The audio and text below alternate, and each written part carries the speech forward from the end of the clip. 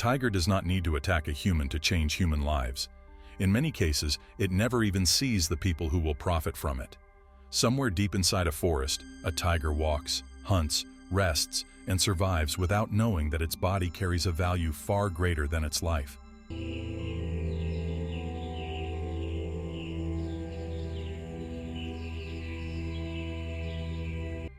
A single animal can quietly fuel an entire chain of money, belief, crime, business, and power. This story is not about fantasy or exaggeration. It is about how people, across the world, have learned to turn tigers into millions. If you want more stories that uncover what usually stays hidden, subscribe to the channel and stay with us. The story always begins far away from where the money finally ends up. It begins in forests that feel untouched by time, where the air hangs heavy and the ground seems to remember every footprint that crosses it.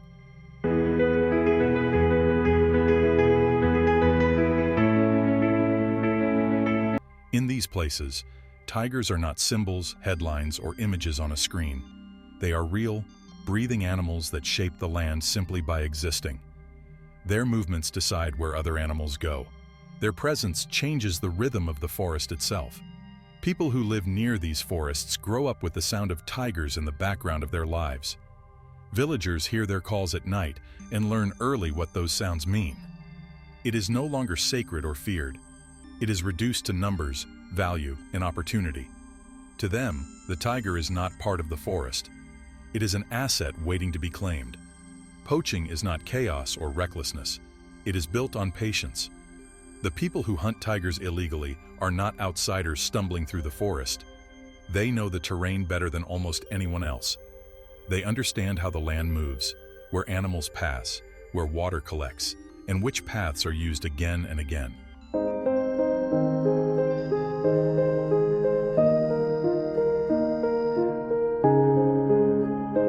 They read the forest the way others read maps. They are willing to wait. Days pass, weeks pass. Nothing is rushed. Every movement is calculated, every decision measured against risk and reward. And when the moment finally comes, it is not loud or dramatic. It is quick and silent. Traps are placed with care, positioned exactly where they need to be. Poisoned bait is left where hunger will eventually win. Sometimes the tiger does not die where it was targeted.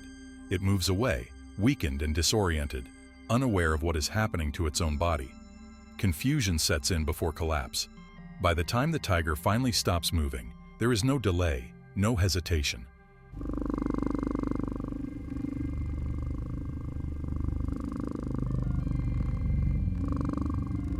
The most urgent part of the process begins immediately. There is no celebration when the tiger is dead, and there is no space for emotion.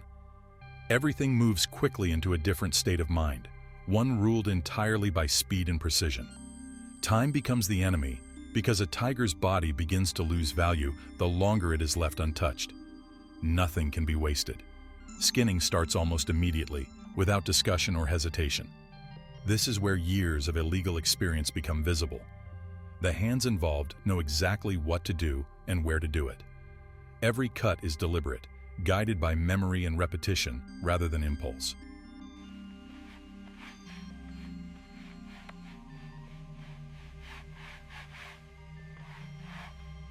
There is no room for mistakes, because every tear in the skin reduces profit. Violence has already served its purpose. Now the focus shifts to preservation. When something is worth this much money, it is not handled carelessly. It is treated with control and attention, not out of respect for the animal, but out of respect for its value. The skin is stretched, cleaned, and treated so it does not rot.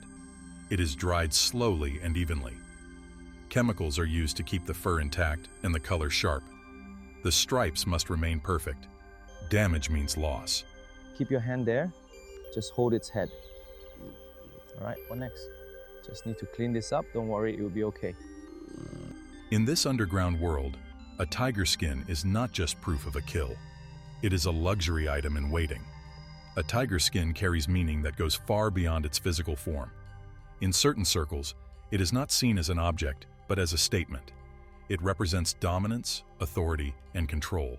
It is laid beneath chairs, stretched across floors, or hung on walls inside rooms where power is exercised and decisions are made. To sit on a tiger skin is believed to place someone above others, as if the animal's strength and fearlessness can be claimed through possession. Fascinating. It's reacting immediately. The bioluminescence is stronger than predicted. Be careful. What is that strange light? Traditional medicine is one of the strongest drivers of this demand. Despite modern science, belief remains powerful. Tiger bone products are sold as cures for pain, weakness, and aging. The rarity of tigers only increases their perceived strength. When something becomes endangered, it does not become less desirable in this market. It becomes more valuable. But death is not the only way people make money from tigers. In many places, living tigers are worth more than dead ones. Wildlife tourism is built around that moment when a tiger steps into view. People travel across continents for a single sighting. Hotels are booked, safaris are sold out, cameras are raised. That moment is turned into profit. A well-known tiger in a reserve can support an entire local economy. Drivers, guides, hotels, shops, and restaurants all earn because that tiger exists. In these places, conservation and commerce walk side by side. The tiger is protected because it is profitable.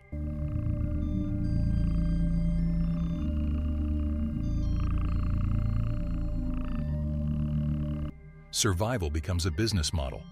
Captive tigers add another layer. Zoos, private facilities, and breeding centers claim education and conservation. Some genuinely protect animals and raise awareness. Others quietly exploit them. Cubs are bred because people pay to touch danger while it is still small. Photos are taken. Tickets are sold. As the tiger grows older and less useful, its future becomes uncertain. This is where legal and illegal worlds sometimes overlap. When a captive tiger dies, questions follow. Where do the remains go? Who controls them? In some cases, the same markets that buy illegal tiger parts benefit from legal loopholes and weak enforcement. Media has also learned to profit from tigers.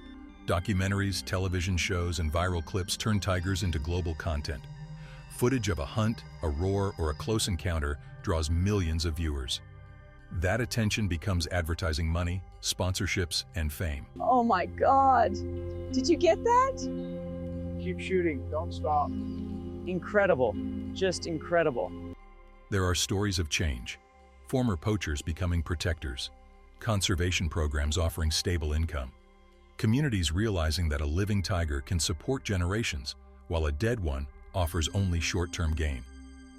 These stories exist, but they fight against powerful forces. So when people ask how millions are made from tigers, the answer is not simple. It is made through killing, through protecting, through selling belief, through exploiting culture, and through turning rarity into profit. The tiger becomes a mirror, reflecting human values. Every tiger skin, every medicine bottle, every luxury image carries a hidden history. A chain of choices made by people who decided that an animal was worth more as a product than as a life. Sometimes those choices destroy, sometimes they protect. Often they do both at once. So the real question is not whether people can make millions from tigers. We already know they can. The question is what kind of world that creates. Can profit ever truly protect wildlife? Should tradition justify exploitation? And if tigers stopped making money, would humans still fight to save them? Share your thoughts in the comments. If this story made you think, like the video, share it, and subscribe to the channel.